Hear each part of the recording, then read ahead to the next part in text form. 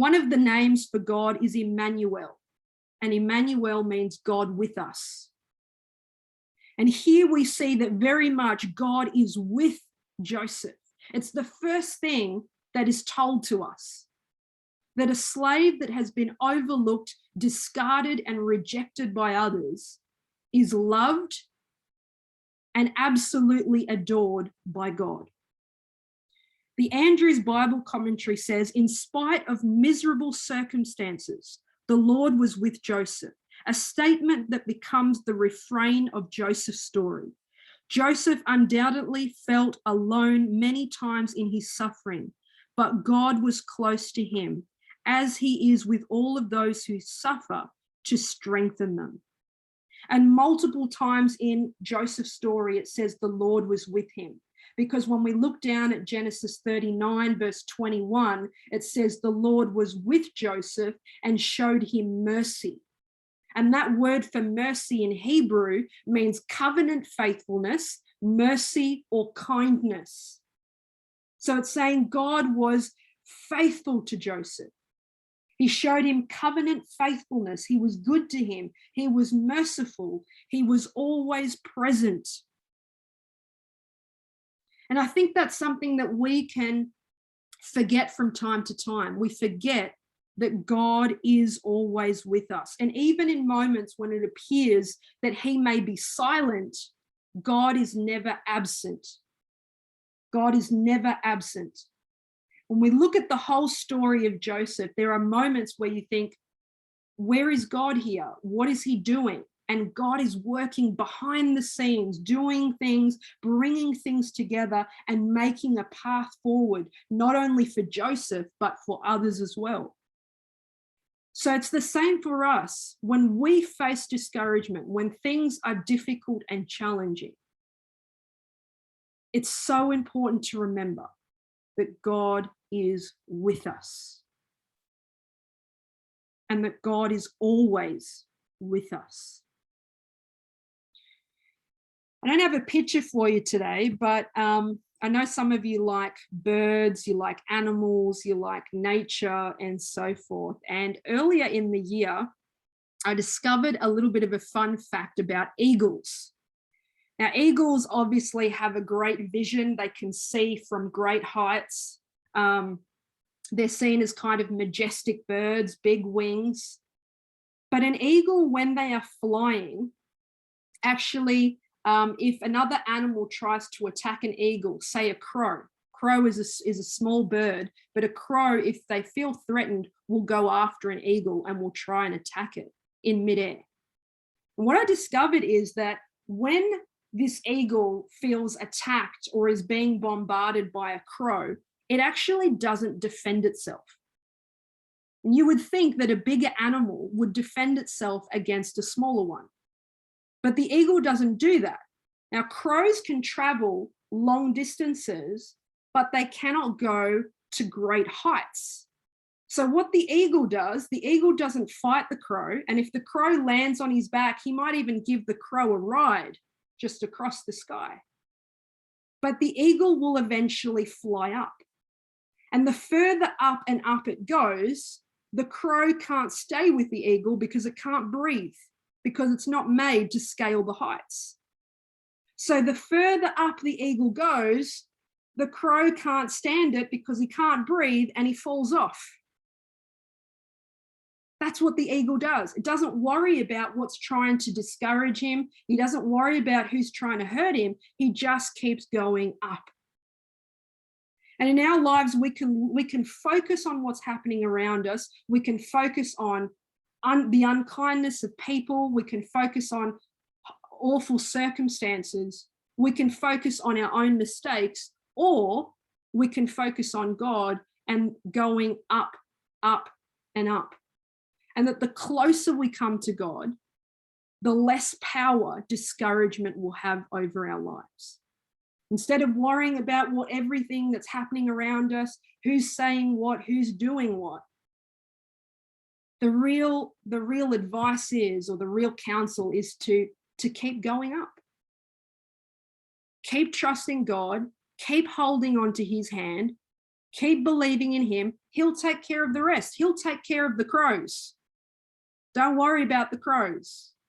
Just focus on God, because God will take care of the crows. And that's something for us to remember.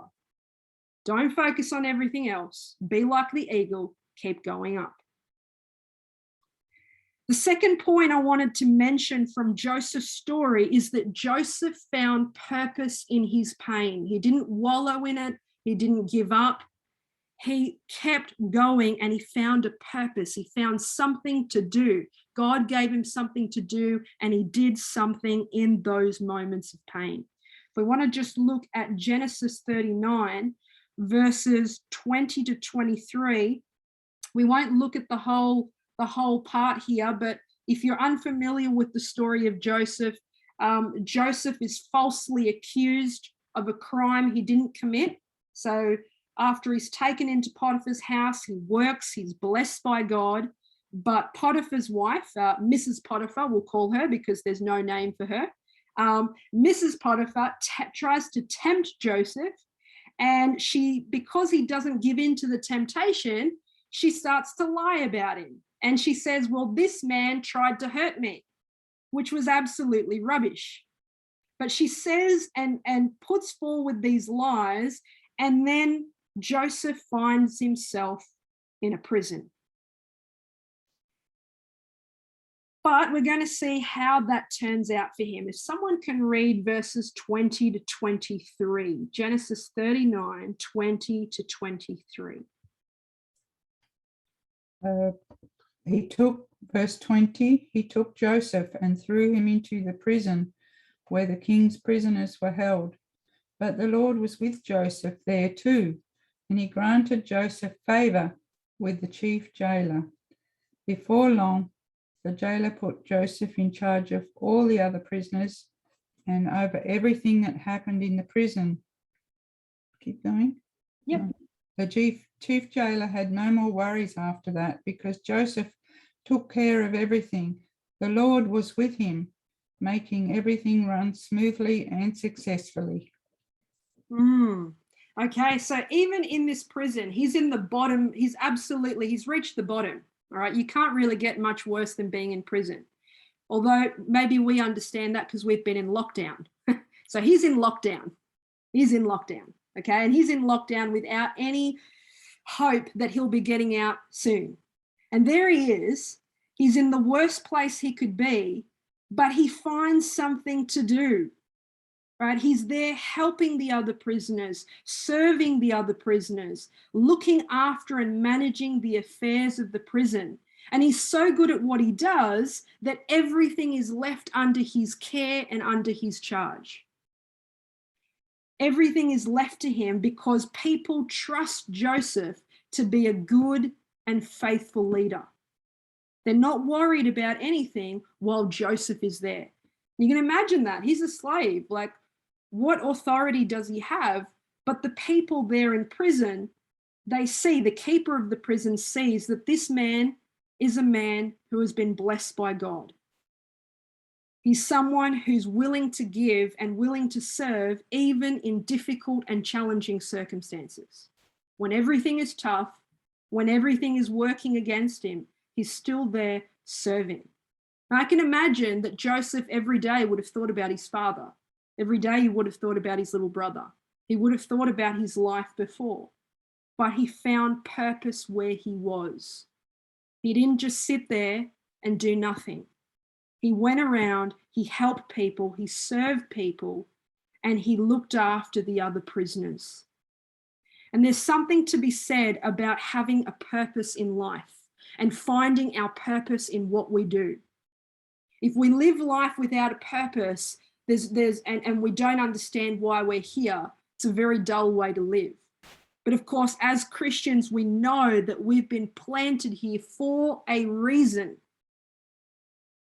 We're not just here for ourselves, we're here to show people what God is like, to show people the goodness and the grace that we've received. And so Joseph, before he ever gets to a palace, he's willing to serve in a prison. before he ever gets to Pharaoh, before he ever gets to serve and have all the recognition and the authority, he's willing to serve in a prison. Wherever we find ourselves today, we can still serve other people. We can still find purpose in our discouragement. It's true that we all go through hard things, but we can give meaning to our suffering when we choose to find a purpose in it. And that's exactly what Joseph did. He found purpose. What is our purpose at the moment? What is your purpose? What is my purpose? Are we using what we have to serve other people?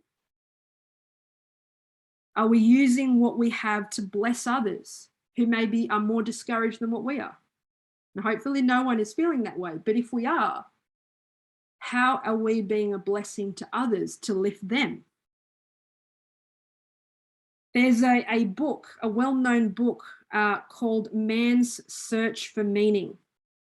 And it was written by Viktor Frankl. Viktor Frankl was a Holocaust survivor. So he was taken into the concentration camps, and he was one of those people that actually survived.